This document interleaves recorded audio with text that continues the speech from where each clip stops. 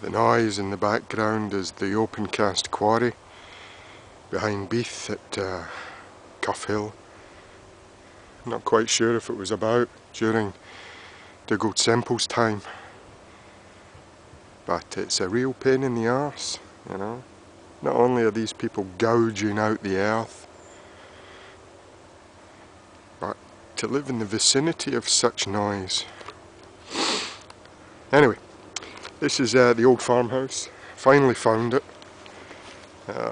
Davies O the Mill, where the Scottish apostle for simple living, Dugald Semple, used to lived here for 30 years or thereabouts with his wife Cathie. Round about after the Second World War, or during, just before, 30s, 40s, 50s, something like that. Anyway, it's completely abandoned and overgrown, which adds a little poetry, I guess. I've just been next door and I've seen the most idyllic location ever. Not quite simple living, but must have cost a fortune. Right beside the waterfall, Davies O the Mill.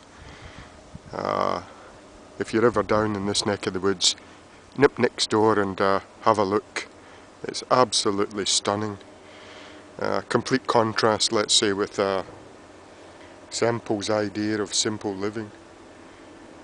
But here he had a farmstead, a small farm, grew a few crops and kept a few animals.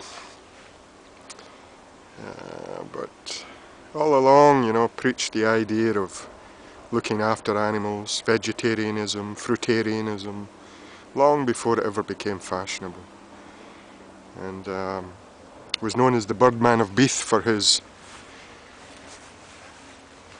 friendliness to the animals and the birds.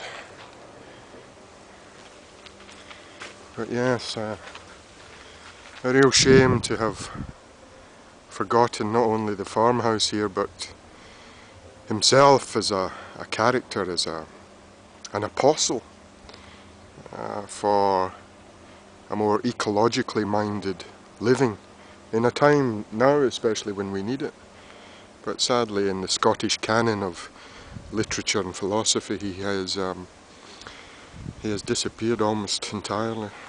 But methinks a renaissance, a resurgence is in order. Anyway, it's a beautiful day at the beginning of September,